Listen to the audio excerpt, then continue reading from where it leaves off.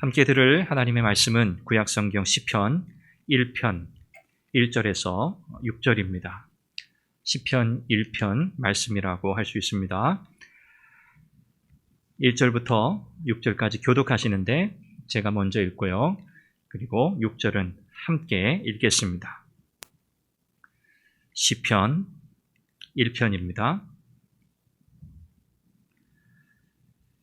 복 있는 사람은 악인들의 꾀를 따르지 아니하며 죄인들의 길에 서지 아니하며 오만한 자들의 자리에 앉지 아니하고 오직 여호와의 율법을 즐거워하여 그의 율법을 주야로 묵상하는도다. 그는 시냇가에 심은 나무가 철을 따라 열매를 맺으며 그 잎사귀가 마르지 아니함 같으니 그가 하는 모든 일이 다 형통하리로다. 악인들은 그렇지 아니하며 오직 바람에 나는 겨와 같도다. 그러므로 악인들은 심판을 견디지 못하며 죄인들이 의인들의 모임에 들지 못하리로다. 무릇 의인들의 길은 여호와께서 인정하시나 악인들의 길은 망하리로다. 아멘.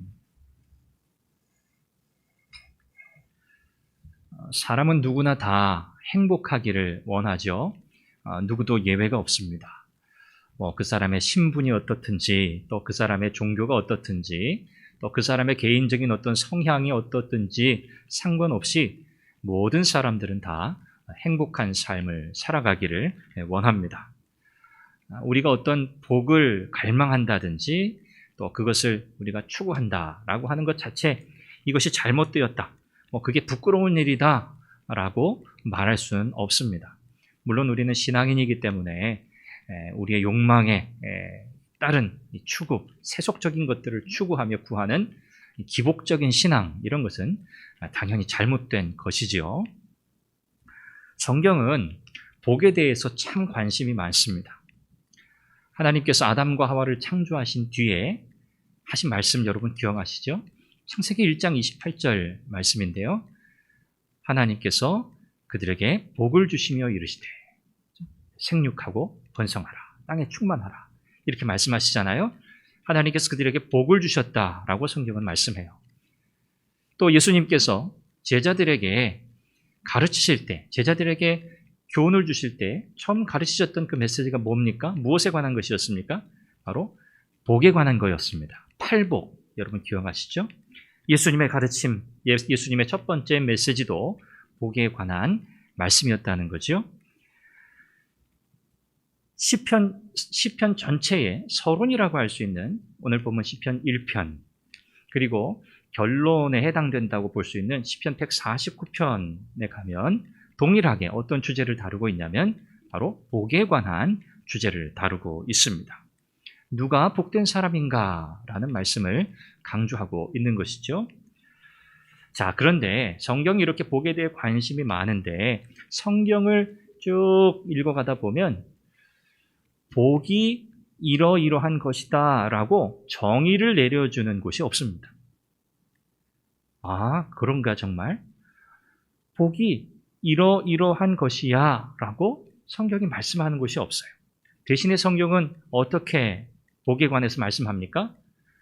복이 있는 사람은 이런 사람이다, 이렇게 묘사하지 복에 대한 정의를 내리고 있지 않다는 거예요.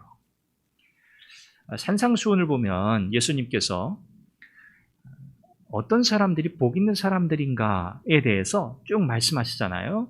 그런데 여러분, 예수님께서 말씀하시는 이 복 있는 사람들이라고 묘사되는 그 사람들을 보면 야, 저 사람들이 정말 복 받은 사람들인가? 라고 생각이 듭니다. 왜 그렇습니까? 예수님이 어떤 사람들이 복이 있다고 말씀하세요? 심령이 가난한 사람이 복이 있다, 애통하는 사람이 복이 있다, 의에 줄이고 목마른 사람이 복이 있다, 의를 위하여 핍박을 받는 자가 복이 있다. 여러분, 과연 정말 우리 눈에 볼 때, 우리가 생각할 때 이런 사람들이 복받은 사람들처럼 보이세요? 그렇지 않습니다. 이런 사람들이 복받은 사람이구나 라고 보여지지 않아요. 한마디로 행복한 사람들처럼 보이지 않는다는 거죠.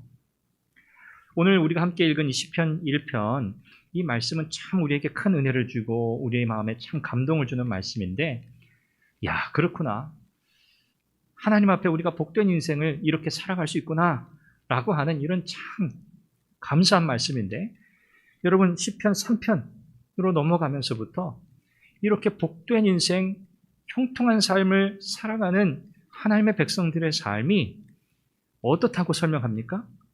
우리가 기대하고 있는, 정말 우리의 인생은 앞으로 큰 길이 뻥 뚫린 것처럼 그렇게 대로를 가게 될 거야 라고 생각했던 우리의 기대와는 다른 모습으로 성경이 말씀하고 있다는 거예요. 시편 3편을 보시면 이렇게 시작해요. 여호와여, 여호와여, 나의 대적이 어찌 그리 많은지요. 분위기가 완전히 바뀌었습니다. 감사하고 감동이 있고 감격이 있었던 시편 1편의 분위기와는 전혀 다른 분위기가 펼쳐지고 있는 것이죠. 하나님 앞에서 믿음으로 살고자 하는 하나님의 백성들의 삶에는 참 많은 대적들이 있다는 얘기입니다.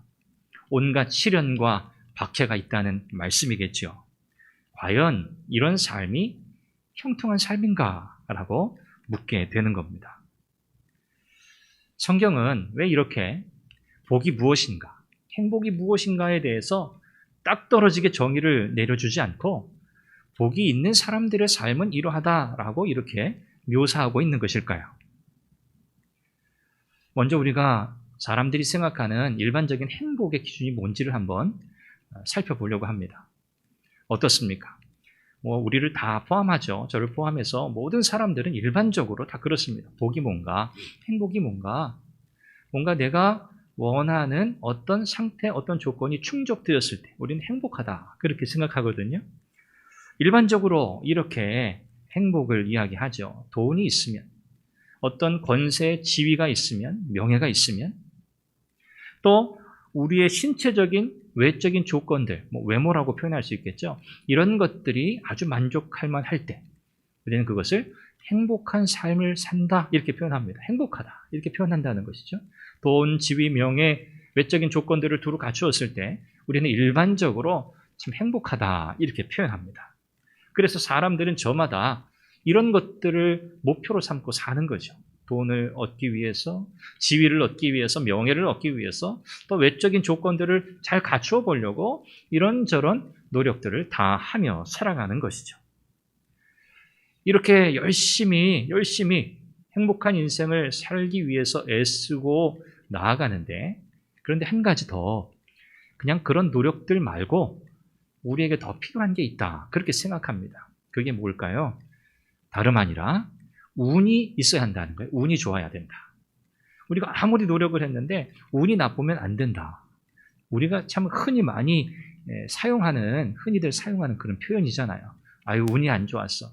모든 다른 것들은 다 잘 맞고 조건들도 다 좋았는데 아유, 운이 안 좋았네, 이런 표현을 한다는 말이죠. 우리가 행복하다고 할 때 이 행자, 한자를 보니까 이 행자가 어떤 행자인가, 바란다, 이런 의미, 바랄행, 이렇게 표현되는데, 그 의미 가운데 운 좋을 행이라는 의미가 담겨져 있더라고요. 운이 좋다. 이 행복할 때 행자가 운이 좋다고 하는 이 운이라고 하는 요소를 담고 있는 한자였습니다. 이 헬라 사람들은요, 행복하다라고 하는 단어를 유다이모니아라고 그렇게 불렀습니다. 유다이모니아. 유라고 하는 이 말은 이제 좋은, 굿, 이런 뜻이고, 다이모니아, 디몬, 이제 이 귀신을 뜻하는 단어입니다. 이게 두 개가 합쳐진 거예요. 그래서 유다이모니아, 이것을 행복이라고 불렀는데 그 의미는 뭡니까? 좋은 귀신이라는 뜻이에요. 좋은 귀신. 헬라 사람들의 생각에는 귀신과, 좋은 귀신과 함께 있는 것이 행복이다, 이렇게 생각했다는 거죠. 그래서 좋은 귀신을 자꾸 옆에 두는 거예요. 자꾸 옆에 둬요. 하나만 있으면 안 돼요. 귀신들이 많아야 돼요. 그렇죠? 그래서 신을 하나만 섬기는 게 아니라 여러 신들을 두루두루 섬겼다는 거죠. 이것을 당시 헬라 사람들은 행복한 삶이라고 그렇게 여겼습니다. 그야말로 세속적인 이 복에 대한 개념이라고 할 수 있는 것이죠. 자, 그렇다면 과연 이런 방식으로 사람이 참된 행복을 얻을 수 있겠는가 하는 겁니다. 불가능하죠. 불가능합니다. 성경이 우리에게 말씀하고 있는 이 행복이라고 하는 것은요, 그 자체를 추구할 때 우리에게 주어지는 것이 아닙니다. 행복이라고 하는 것이 우리의 인생의 목표가 아니라는 것이죠. 주님께서 말씀하셨던 의에 줄이고 목마른 자가 복이 있다. 여러분, 이 말씀을 우리가 기억한다면 차라리 만약에 정말 우리의 인생의 목표가 행복이라고 한다면 주님께서 행복에 줄이고 목마른 사람이 복이 있다라고 말씀하셨어야 했을 겁니다. 그런데 우리 주님은 그렇게 말씀하시지 않았어요. 오늘 본문에도 보면요, 복 있는 사람에 대해서 어떻게 묘사하고 있습니까? 복이 있는 사람은 악인들의 꾀를 쫓지 아니하며 죄인들의 길에 서지 아니한다. 이런 사람이 복이 있는 사람이라고 말씀합니다. 여러분, 이런 사람들은 우리가 조금 전에 살펴보았던 행복 그 자체를 추구하며 살아가는 사람들의 모습이 전혀 아니에요. 전혀 그런 것과는 상관이 없어 보이는 그런 삶을 사는 사람들입니다. 그런데 성경은 뭐라고요? 이런 사람들이 복이 있는 사람이다, 복된 사람이라고 말씀하고 있다는 거죠. 여기 사용된 이 복이라고 하는 히브리 단어, 아슈레라고 하는 단어는 그야말로 하나님께서 우리에게 허락하시는 영적인 복을 우리에게 말씀합니다. 이 단어가 우리 주님께서 산상수훈에서 복이 있다라고 하실 때 그 사용된 이 헬라 단어와 같은 의미예요. 마카리오스라고 하는 이 단어와 같은 의미인데, 이 단어는 그리스도 안에 있을 때 우리에게 주어지는 만족을 뜻하는 단어입니다.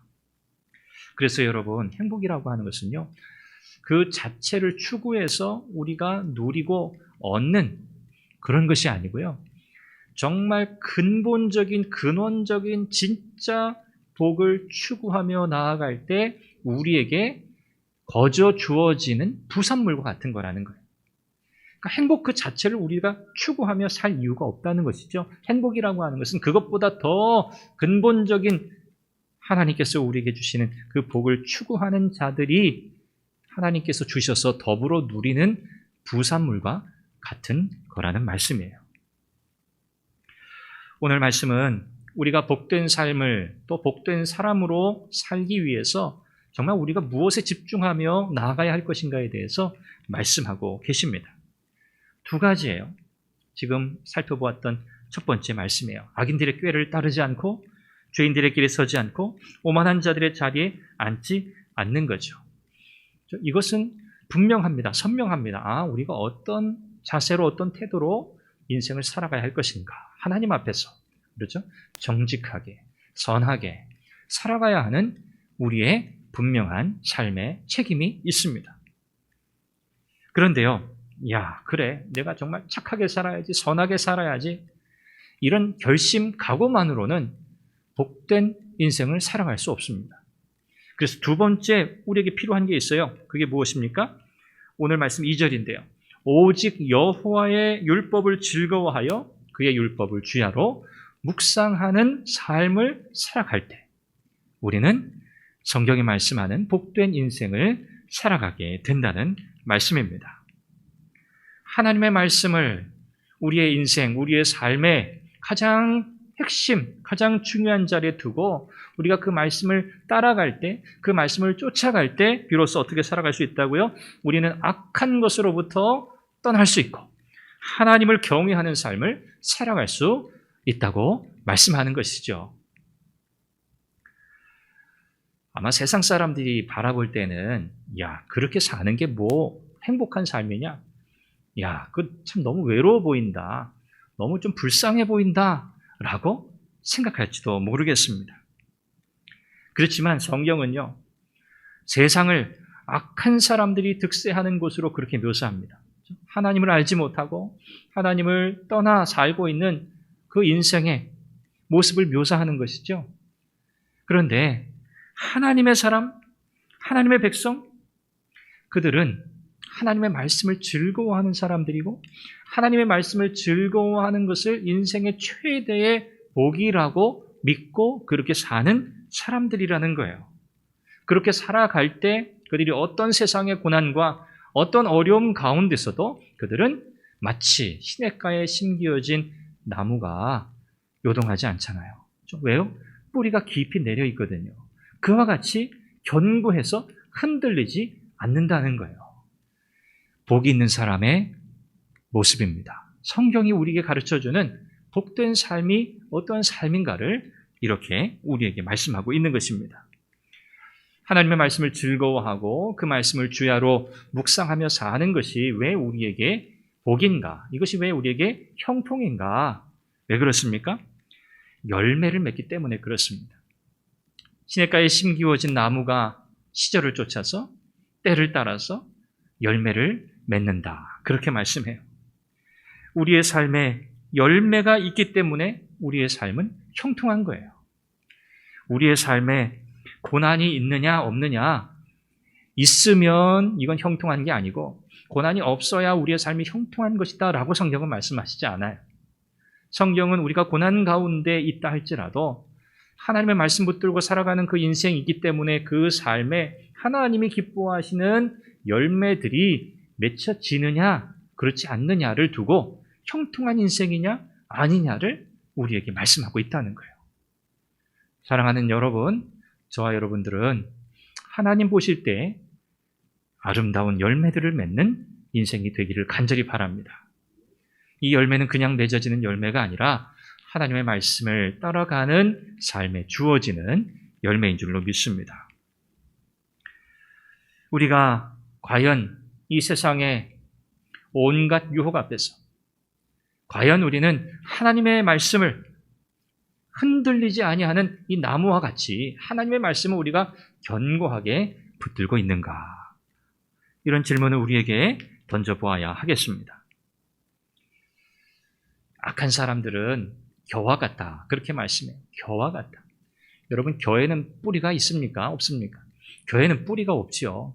겨는 그냥 바람이 불면 공중에서 그냥 흩어져 날아가 버리고 맙니다. 아무짝에도 쓸모없는 것이죠. 악인들의 모습은 이와 같다고 말씀해요. 그들은 하나님의 심판을 견디지 못한다고 말씀합니다. 그리고 갑작스럽게 그들은 망하게 된다는 것이죠.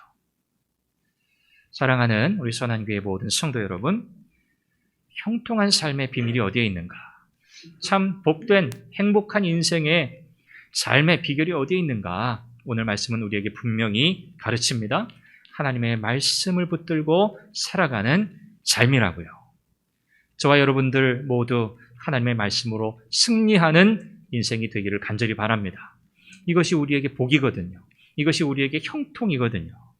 하나님의 말씀을 붙들고 믿음으로 우리의 인생을 살아갈 때 그 삶은요, 아까 시편 3편 말씀도 제가 드렸지만 아무런 고난도 없고 정말 탄탄대로 우리 앞길이 그렇게 뻥 뚫려 있는 듯한 그런 인생을 살아간다는 의미가 아니라는 거죠. 우리는 여전히 고난의 터널을 지나갈 겁니다. 우리는 여전히 이런저런 시련을 겪어야 할 것입니다. 그러나 이와 같은 삶을 우리가 살아가게 되겠지만 그럼에도 불구하고 우리가 행복한 인생이라고 말할 수 있는 이유는 무엇입니까? 우리가 그 가운데서 하나님을 바라보고 하나님을 신뢰하고 하나님께서 주신 그분의 말씀, 하나님의 말씀을 절대적으로 순종하며 나아갈 때 하나님께서 우리를 견고하게 붙들어 주신다고 하는 이 확신, 이 믿음의 고백이 우리에게 있기 때문이죠. 그래서 저와 여러분들은요, 하나님 말씀 붙들고 내가 살았더니 하나님께서 내 인생을 이렇게 인도하시더라. 하나님께서 나에게 이런 은혜를 주시더라 라고 하는 이런 말씀 붙들고 살았던 삶에 대한 이 신앙적 경험이 우리에게 반드시 있어야 한다는 거예요. 여러분, 이것이 있느냐 없느냐가 엄청난 차이입니다. 저와 여러분들 모두 하나님의 말씀을 붙들고 시련과 고난을 이겨내는 이런 경험이 모두 있으시기를 바랍니다. 올 한 해에는 우리가 여러 가지 신앙적인 목표 둘 수 있겠죠. 그러나 여러분, 가장 중요한 목표는요, 하나님의 말씀을 가까이 하는 것에 두셔야 돼요. 하나님 말씀을 가까이 하는 것. 이제 다음 주부터 월요일부터 금요일까지 온라인으로 우리가 성경, 사복음서와 사도행전을 통독하려고 합니다. 하루 이렇게 사복음서 그리고 사도행전, 그래서 월요일부터 금요일까지 성경을 매일 저녁 8시부터 우리가 1시간 읽으려고 하거든요. 이제 몇 분이 정해지셔서 교회에 오셔서 이제 영상으로 성경을 이렇게 통독하실 거예요. 그러면 가정에서 우리 또 자녀들과 함께 우리 부모님들 1시간 매일 저녁 다음 주간에는 1시간 우리가 성경을 함께 읽는 시간을 가지려고 합니다. 우리가 성경을 통독하는 것 참 어렵다고 생각하잖아요. 1년에 성경 일독하는 것이 이게 참 쉽지 않다. 그런 경험들 아마 있으실 거예요. 이렇게 우리가 성경을 온라인으로 나마 우리가 모이면 제일 좋죠. 그러나 그러지 못하니까요. 우리가 온라인으로 새해 시작하면서 하나님 말씀을 사복음서를 먼저 이렇게 통독해보자. 사도행전 통독해보자. 이 말씀을 이렇게 읽기를 하는 것은 우리에게 영적인 도전이 있기를 바라는 것이고요. 그리고 올 한 해에는 우리가 성경 일독뿐만 아니라 우리가 하나님의 말씀을 더 자주, 더 많이 이 말씀을 읽고 묵상하고 이 말씀을 따라 이 말씀에 정말 붙들리고 이 말씀에 내가 정말 이끌리는 그런 삶을 올 한 해는 살아가야겠다라고 하는 이런 우리의 개인적이면서 또 공동체적인 이 목표를 함께 우리가 이루고자 온라인 성경 통독을 이제 시작하려고 하는 겁니다. 오늘 여러분들과 함께 나누었던 이 말씀의 핵심 포인트도 그곳에 있습니다. 그렇구나. 하나님의 말씀 붙들고 사는 사람에게 하나님께서 거저 선물로 주시는 것이 무엇인가? 그것이 바로 사람들이 말하는 행복과 같은 거예요. 하나님께서 우리에게 물질의 복을 주실 수도 있고 우리에게 또 필요한 여러 가지 우리에게 있어야 할 것을 다 하시는 주님께서 우리에게 필요한 모든 것들을 다 공급해 주실 겁니다. 사람들은 하나님께서 하나님을 기쁘시게 하는 자에게 거저 주시는 그런 것들을 인생의 목표로 삼고 살아가고 있다는 거거든요. 그런데 우리는 그렇게 살지 않습니다. 우리는 하나님을 기쁘시게 하고 하나님이 원하는 것에 우리의 시간과 우리의 물질과 우리의 노력을 다 쏟아붓는 거예요. 그러면 하나님의 약속이 뭐라고요? 너희에게 있어야 할 모든 것들을 내가 너희에게 더하겠다고 약속하셨습니다. 사랑하는 선한교회 성도 여러분, 올 한 해 이와 같이 우리 모두는 하나님 말씀 붙들고 1년을 살았더니 하나님께서 내 인생에 또 우리의 가정에 또 우리 선한 교회 위에 하나님께서 말로 다 할 수 없는 놀라운 은혜, 놀라운 복을 더하셨다고 하는 이런 간증, 이런 고백이 우리 선한교회 모든 가정들마다 또 우리의 자녀들마다 이런 고백이 다 있으시기를 바랍니다. 이것이 행복한 성도, 행복한 교회가 되는 비결입니다. 사랑하는 여러분, 오늘도 하나님의 은혜 가운데 하나님 말씀 더 가까이 하시고 말씀 붙들고 나아가 승리하시는 복된 날 되시기를 간절히 바랍니다. 하나님께서 이와 같은 우리를 든든히 붙잡아 주실 겁니다. 하나님께서 우리의 삶에 믿음의 열매를 맺게 하실 줄 믿습니다. 하나님 그분이 우리의 평생에 우리와 동행하시고 하나님을 경외하는 자에게 참 놀라운 은혜를 부어주신다고 하는 이런 모든 은혜를 풍성히 누리는 또 이런 고백이 우리 모두에게 있는 복된 선한교회 될 수 있기를 간절히 바랍니다. 이제 우리 같이 함께 말씀을 기억하면서 기도하시죠. 세 가지 기도의 제목을 또 함께 나눕니다. 첫째는 참된 행복, 참된 형통이라고 하는 것은 하나님을 경외하는 자에게 주시는 은혜의 선물임을 깨닫게 하소서. 그래서 하나님을 추구하게 하소서. 하나님을 추구해야 돼요. 세상의 것들을 추구하지 아니하고 하나님을 추구하는 인생 되게 해달라고요. 두 번째는 세속적인 행복, 성공에 대한 유혹에 빠지지 않게 하시고 하나님의 말씀 붙들고 살아가게 하소서. 세 번째입니다. 하나님의 말씀을 즐거워하고 묵상하며 순종함으로 참된 형통의 열매를 맺게 하여 주옵소서. 말씀을 기억하시면서 이 세 가지 기도의 제목을 놓고 우리 각 가정에서 함께 통성으로 기도하고요. 그리고 여러분 개인의 기도의 제목을 놓고 또 이어서 기도하시면 좋겠습니다. 오늘도 주님과 동행하시고 믿음으로 승리하시기를 간절히 바랍니다. 같이 함께 기도합니다.